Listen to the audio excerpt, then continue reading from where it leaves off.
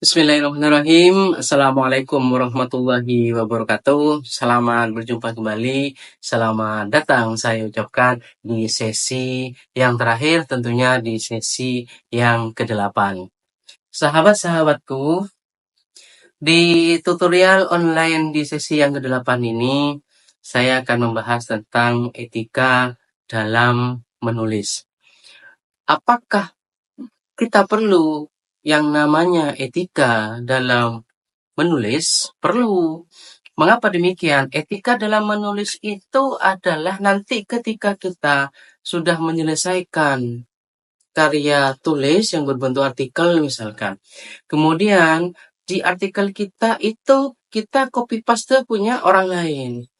Kita copy paste secara keseluruhan, kemudian kita tempel di karya tulis ilmiah kita, maka itu kita dikatakan tidak punya etika. Mengapa tidak punya etika? Itu adalah tulisan milik orang lain yang kemudian oleh kalian itu di copy paste, diletakkan di karya tulis kalian. Itu namanya apa? Dikatakan mencuri, katakanlah begitu. Sehingga apa? Nanti ketika tulisan kalian sudah selesai, diupload, kemudian dipublikasikan, nanti ketemu yang namanya kasus kejahatan itu. Apa kasus kejahatan dalam sebuah karya tulis ilmiah?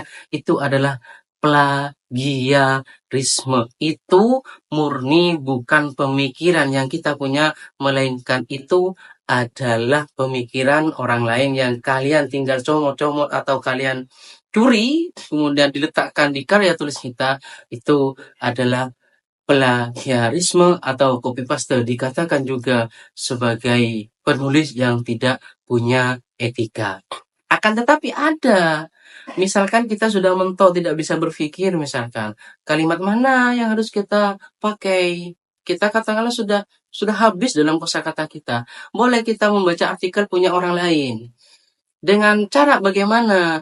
Ambillah kata-kata atau kalimat itu, kemudian kita buat semacam parafrase. Apa itu parafrase? Parafrase itu mendaur ulang kalimat atau kata-kata orang lain, kita menggunakan bahasa atau ujaran kita, atau menggunakan kalimat yang kita punya. Itu namanya parafrase. Misalkan di artikel Tiara, misalkan. Tiara mengatakan, bahasa adalah sistem lambang bunyi yang dihasilkan dari alat ucap manusia. Kita ambil kalimat itu, kita letakkan di artikel kita, di tulisan kita, akan tetapi kita harus memberikan sebuah renovasi ulang. Jadi kalau dia berbicara tentang sistem lambang bunyi yang dihasilkan dari alat ucap manusia, maka kalimat itu kita ubah. Kita ambil secara redaksi dan secara substansialnya, ambil pokok-pokok pikirannya saja, bahwa bahasa itu adalah sistem lambang bunyi.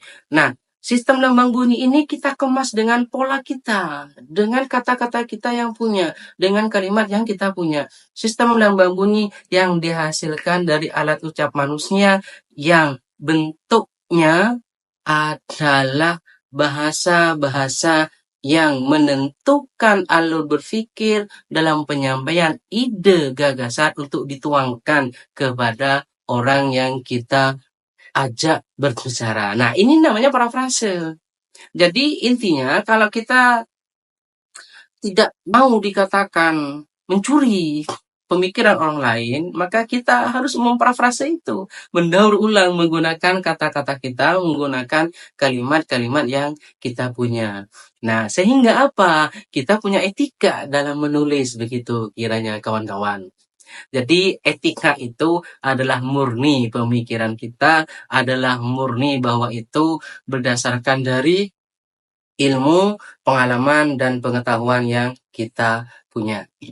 Selamat mendedikasikan diri sebagai penulis tanpa plagiarisme. Dan tentunya kalian harus sering interaktif membaca, kemudian jangan lupa diskusi yang sudah ada di platform kita ikuti, kemudian kita mengerjakan tugas-tugas yang sudah tersedia di platform e-learning kalian masing-masing. Semoga berjaya di masa depan, tunjukkan kepada dunia bahwa kita adalah bangsa yang sehat, berbudi, luhur dan menjunjung asas kebudayaan Indonesia maju. Billahi taufiq wal hidayah. Wassalamualaikum warahmatullahi wabarakatuh.